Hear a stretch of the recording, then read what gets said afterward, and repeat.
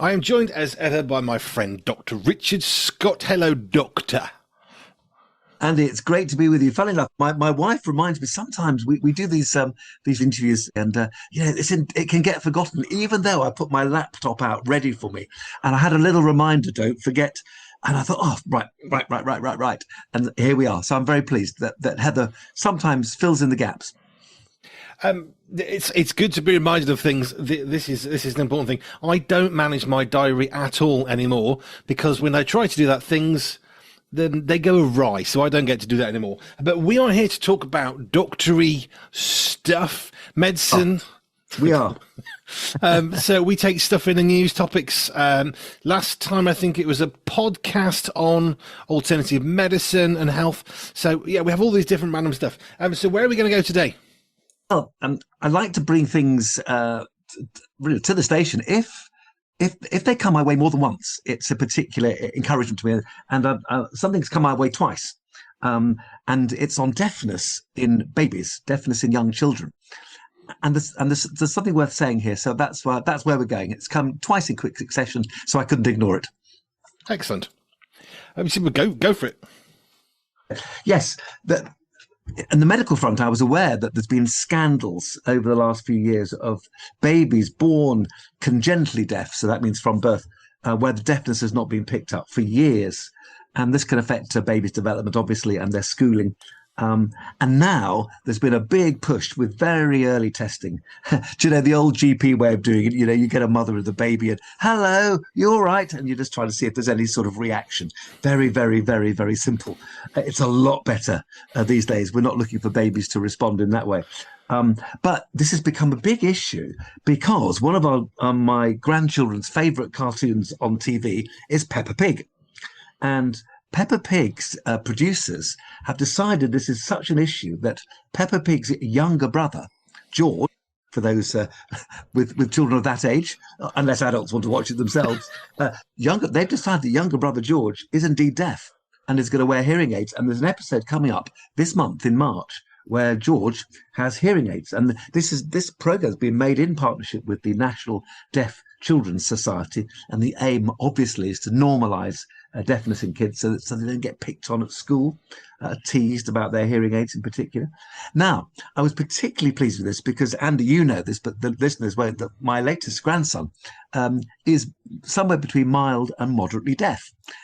This is a big shock, picked up through the testing that is now done, which is called AABR, automated auditory, so hearing, brainstem response. So rather than the doctor shouting in your ear, we have sensors. And if there's any sense that the child or the baby in this case might have some deafness, sensors are put on the head and neck and they elicit brainstem responses. So you're looking to see whether the brain is responding to sounds. Now, he does hear a bit when his father, so my son-in-law, Nick, makes funny noises, he responds. And when a dog barks loudly, he definitely seems to hear it. But the fact is he's got mild to moderate hearing loss and he wears these rather nasty hearing aids, which I might say keep falling off. And there we go. That's a technical issue. And clearly, as Christians, we're praying that God in his mercy will heal him so he doesn't have to wear these things. But there it was. So I've had an article initially. Then I heard about Peppa Pig. And I wasn't even then going to bring it to the station, Andy, until there was another lovely article in the paper in the Times last Saturday, entitled rather beautifully, "Our daughter's deafness is part of who she is, dash, there's nothing to fix." So I couldn't resist read that one. So I read it. And, do you know, there's a really big picture here because you'll be aware, Andy, but there's an increasing push on, for example, all Downs children are being aborted at birth. There's a huge push, sadly led by doctors and nurses, pushing parents to abort their children. Downs is one thing, and it's very important because you could have a very, very good life as a Downs baby, but only if you're given the chance. And there's other, what we might call differently abled children. We're not talking about the extreme chromosome and abnormalities here that will lead to death, like Edwards syndrome or Patau syndrome. To be honest, that's very sadly not going to result in a baby that's going to do well in life and will very soon die. But Downs is different. And of course, deafness is also a disability or a different ability, but you can have a very good life to the extent, and this really came home to me in my practice as a GP, One of our doctors, Lydia, is very deaf, found soon after birth. And if you speak softly behind her back, she won't hear you. But she can lip read if you speak in front of her, and she can do a job as a doctor with patients, normally speaking normally in front of her. She has a lovely, fruitful, wonderful, fun life. That's why I'm very pleased that Lydia wasn't aborted at birth. She needs hearing aids to help her. So here are these things going on. 2 articles. Peppa Pig's younger brother George, who's going to have hearing aids this month. Watch out for the episode that comes up. But going back to this latest child, our daughter's deafness is part of who she is. She was found quite late, age 4. She's now 10, and of course this was a big shock to the parents, not least because the child, even as a baby, and she's called Sky, seemed to love music. She always twiddled her fingers when she heard music. She would turn circles in the kitchen when her favourite songs were played. And so isn't that amazing? And you'll see why this is important in her life in a moment. But you know I like my numbers, Andy. Yes. Here's the stats. There are 54,000 deaf children and young people in the UK, so more than 50,000. 4 babies are born a day with hearing loss, and that's 1 or 2 per 1,000 births. So it's a pretty common abnormality, if you like. Back to Sky, this 10-year-old girl as she is now, 4 then. First picked up when she was a bit slow to speak, particularly seemed to miss certain sounds, the high frequencies. And if a loud noise came from behind her, like a van, which she couldn't see, she was terrified. And of course, the parents had sort of false reassurance from friends. Oh, she's different. She'll pick up in time. You know, okay, that can be good advice, but it wasn't here. And it was picked up age 4 by a paediatric audiologist. And Sky has a relatively common inner ear malformation called an enlarged vestibular aqueduct. The vestibule is part of the inner ear. And if it's enlarged, it doesn't work properly. Unknown origin, big shock. Severe hearing loss in one ear, moderate in the other. So her dad, because he's a man, men like to fix things where we can. So he goes into fix-it mode. But he thinks, I know, I'm going to ring a colleague from work who is deaf. So he rang him with a view of fixing this problem. I might say this colleague was not only deaf, his colleague, the colleague's wife and their daughter were all deaf in the family. So Sky's dad goes into fix-it mode. At this point, his perspective shifts because this colleague says to him, there's nothing to fix. It's just part of who she is. And now Sky calls her hearing aids her magic ears, which she likes. Over the age of 7, you can pick the colour. That's very important. And now she just misses the occasional sound on the right side. Her 2-year language delay has largely disappeared. She's had some speech and language therapy. She's learned sign language, as has the family, of course. The problem she had at school, she used to have some tantrums when she couldn't hear things. That's now gone. School can be a bit of a minefield. She was at a school which was linked in with a deaf centre. That was good. When they moved school because they had to move house, it was more tricky. There's a lot of ignorance in teachers, thought she wasn't very smart, even when she is. Here now, this is the lovely thing, Andy. She goes to an independent secondary school with smaller classes, and she's excelling in music. Of course she is. She used to respond to music even as a relatively deaf baby. She sings, she plays guitar and piano, she raps, she writes her own songs, she acts with a local theatre. Wow. She still has a little difficulties in life. Teenage slang. You and I wouldn't understand it. Well, as a teenager, you have to. She doesn't always understand it, especially if it's spoken behind her back. So, and she has to introduce herself to new friends as someone who's hearing impaired. So, you know, if they doesn't understand something, just slow down, give me another chance. What can we learn? What can people who are sort of maybe think of themselves as normal in this area, we can hear normally, and what can we learn? Well, Sky's mum says this. Hearing people need to learn better to understand those with hearing loss. Don't shout at them. Tap them on the shoulder, because shouting changes your lips. The way you speak changes if you shout. And so they don't understand it more, if you like, or I should put it better. They understand it less. It's confusing if people shout. So tap them on the shoulder so they can look at you, explain again. That's and also shouting draws the attention of other people. It's just not a nice way of doing things. And above all, the parents of Sky want other people who are going to be deaf, like my little grandson Boaz, to be proud of themselves, celebrate differences. And she already has strong relationships, not only with her normal friends, if you like, but with other deaf children through the Royal National Institute for the Deaf. And her mum can't wait for the Peppa Pig episode to be broadcast. I might say, nor can I. It's coming up this month. She fully supports it because it normalizes the situation. You're differently abled rather than disabled.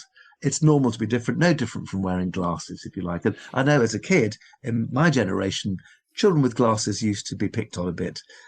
That's now, I think, stopped. So we say, little Boaz, your hearing aids make you extra special. He doesn't understand yet because he's only 5 months old, but he will do.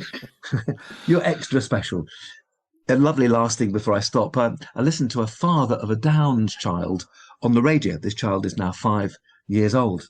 And he was saying what initially seemed like a terrible prenatal diagnosis, and one, of course, the parents were upset about, but they decided, no, we're Christians. We're not going to abort our baby. And they're now so delighted that they didn't do so. They wouldn't have their little Downs daughter any different from the little Downs girl that she is today. And that should be true of deaf children and others with different abilities.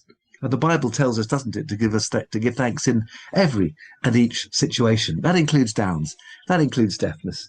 So as Sky's parents are grateful for her, we give thanks too for our slightly, moderately deaf grandson, Boaz. Now, I spoke with a friend of mine. Her name is Rachel Murray. We had an interview, probably 2 years ago.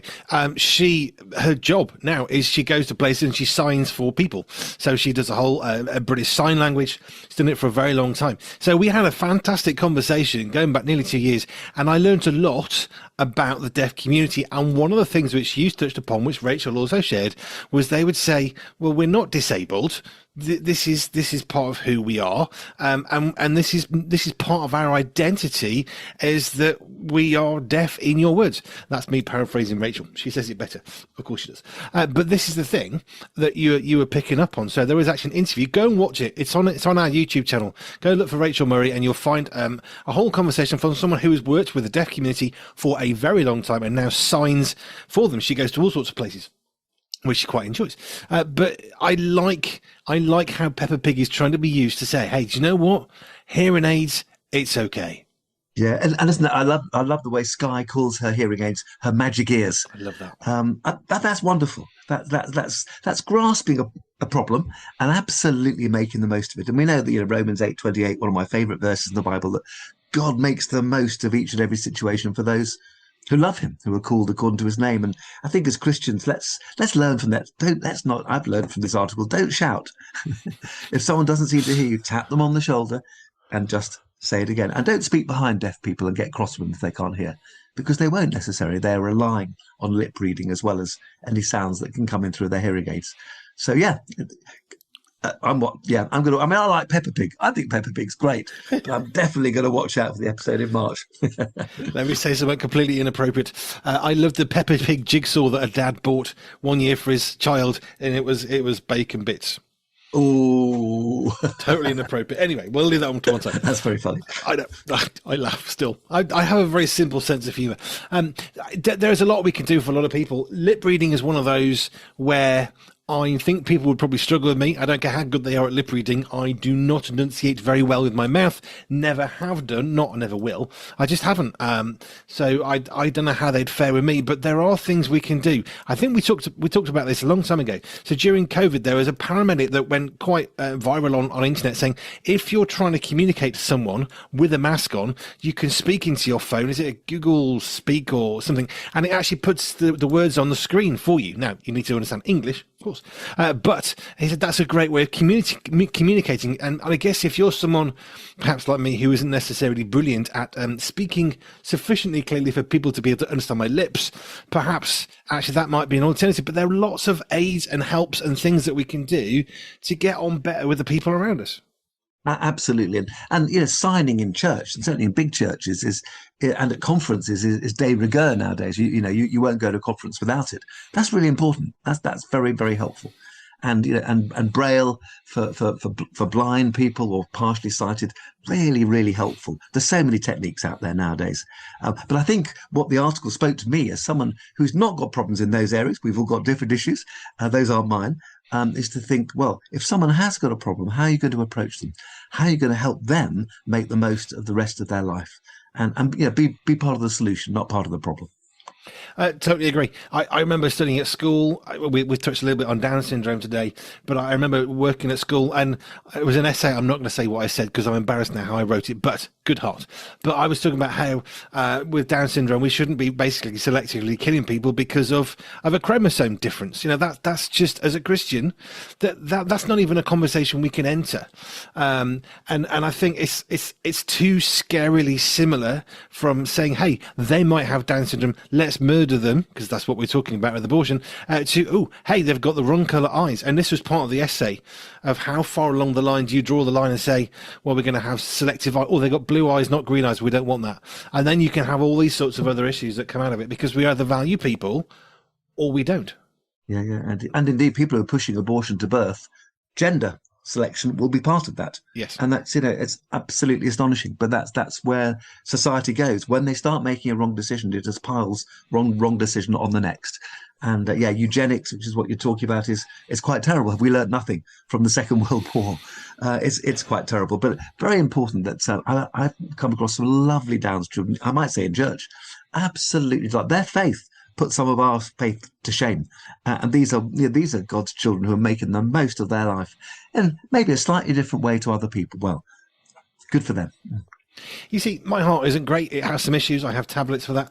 I can't run I've never run. Forget that one. I don't cycle like I used to. It's not stopped me running. Don't worry, I've never run. But I used to cycle loads. I don't do that. I don't walk as much as I used to. And there is an element of maybe I'll be able to get used to the meds better in time. But since I've been on the medication, which is doing a good thing for my heart and it's not beating so badly, it has side effects. So it's changed largely part of who I am, because I used to go for lots and lots of walks, and now I don't go for lots and lots of walks because I've got to find a time in the day when I'm not on my medication and I haven't had a drink or food, and it makes it really, really hard to find those times. So my life has had to change around medication I'm on. Now, that medication, God willing, won't be forever. Maybe I'll be able to come off that at some point, but it's a difference, and I've had to embrace that part of what I am no longer able to do. Now, that's different. If you become deaf at some point in your life, there's obviously going to be greater traumas in some ways because you've lost something of who you were. But if you're born deaf, like Rachel was teaching us, and you said the same thing about that young girl, it's part of their identity. Well, so what if I don't speak or hear or see like you? Well, why should I learn your way? Why can't you learn my language? Which I thought was a fascinating sort of backward point, not backwards wrong, but like looking at it from a different perspective was really fascinating. Yeah, no, that's very good. That's very good. It's lovely. It's interesting when these things come up. Different articles, same thing, and then Peppa Pig as well, and then my own personal experience. And it's praise God, He's doing something in this area. Yeah, absolutely. And being deaf it can be hard. There are going to be challenges to that. There are things you have to be concerned of and aware of. Of course you do. Like anything. I know that my ears are pretty good. My left ear is never quite as good as my right ear. I have very good hearing. So I am particularly sensitive when it's not quite as good as it perhaps could be. I work in sound, so I kind of have to know. I have to be quite good at it. But there are ways and means of getting around the problems that you're on. I will listen to something and think that's not right, and I can deal with that. Okay, so if you're deaf, being able to hear something and know it's not right or wrong, can't do that. Hey, that's one thing you can't do. I can't walk or run anymore. That's part of my identity at this point in my life. Okay, I didn't walk. I didn't run. Oh, I keep on using that analogy. But this is the thing. Things change over time, and we need to adapt to them. And actually, what leads to sharpening of other senses. Yes. Not least eyesight. We right from the beginning, we could see that our little grandson is really taking everything in very carefully with his eyes. And that might have been another pointer to, hang on, what's going on with the ears? So other senses can be sharpened. So yes, you can, perhaps you lose something in one area, but you can definitely gain in other areas as well. And that's how God works. He blesses us. And praise God in all circumstances. Now, I love the name Boaz. We've had that conversation. I'm not going to go back there. I love the fact that your grandchild is called Boaz. That's such a name. Anyway, but I love the fact that Boaz, if you're looking at that child saying, how can we help this child to have the best life they can have, which, let's be honest, that's every parent's and grandparent's reason for being, I would hope. And therefore, you're not going to say, oh, well, you can't hear anything, can you? So what, you can't. That's not that negative approach. It's not going to work on anybody ever. Actually, it's how can we help you engage in the world, in life, the best we can, which surely is the best question that we can ask ever. Indeed. And God may choose to heal him. fantastic if he does. If he doesn't, then thank God for medical technology. And after about the age of 7 or so, you can suddenly go from these large, unwieldy hearing aids to much more subtle ones. That seems to be the sort of cut-off point. Okay, and that's it. If that's the way forward, then that's the way forward. But yeah, we thank God for all things. And my daughter and son-in-law actually were trying for many years to have a baby. So and here he is. So we give God all the thanks and glory. But isn't that the most beautiful perspective? They're not going to think, well, child's broken, didn't want that one. That's just not their heart. If they've been trying for a child for so long, and this beautiful little baby comes along, it's beautiful by the very nature of the fact it's beautiful. End of story. Correct. My little rant end. Richard, thank you. I think this is a really valuable thing to talk about. We don't talk about glasses. I make glasses. We don't talk about glasses in the same way that we're talking about this, because glasses have been such a part of life for so many decades, perhaps even hundreds of years. I mean, they've been around for a long time, haven't they, in various forms? Well, that's normalized. And hearing aids, it's a bit weird. What's on the side of your head? And actually now it's a bit more normalized. We've got more streamlined. Thankfully, technology's made it better. So you can have a more discreet hearing aid, which is good. I'm sure there are those who are saying, I don't want one at all. I know that to be true. And I also think there must be those who say, if I'm going to have one, I want a big one. I want everyone to know, because that's okay, because there's different people. Yeah, very good, very good. Yes, and of course, we won't talk about cochlear implants now, another wonderful medical advance. But yeah, the technology is out there. But I think what we're looking at is attitude towards people who are differently abled. And that's what really matters. And I think as Christians, we should be at the forefront of, dare I say, getting it right. I've said that for a very long time, since the age of a very young age. I remember do you remember this? You probably will. Probably older enough, I think you are. When we had this thing of you've got to make buildings more accessible, and we had to put ramps in, and if there's another way, we could put a door somewhere else, and all these buildings in the UK were being reassessed of how can we make them more accessible. And I remember there was this big complaint and grumbling at the church of, it's going to ruin the aesthetics of the outside of the building. Why have we got to put a ramp in? It'll look ugly. Can't we just find a better way? Can't they go through the far end of the building? We'll wheel them through the toilets and then it'll be okay. And I remember saying, if we can't be at the forefront of this, let's close the doors and leave this church and never come back, because if we can't care for the people who want to come to our building, we need to get out and let somebody else do this, because we have completely failed. I remember saying that 15, 16, because it really wound me up that we should be there. We should be there already. Yeah, thank you. Well, thank you for reminding me. That's very true. There you go. If you've got any questions for Richard, you've seen anything in the news, any thoughts on being deaf, communities and all that sort of stuff, you can get in touch. Go and watch the video. Rachel Murray, search our YouTube channel, who works with the deaf community, has done for a long time with sign language. You can email us with your questions, topics, thoughts and things in the news you want to know answers about. hello@pure247radio.org, hello@pure247radio.org, and I will put your questions to the man, Dr. Richard Scott. Thank you, sir. Thanks, Andy. Did you know that at Pure 24/7 Radio we also offer advertising? Advertising really does work. Let's face it, you're listening to this. Want to know more? Well, just go to pure247radio.org, pure247radio.org/advertising, and you can get everything you want and more there.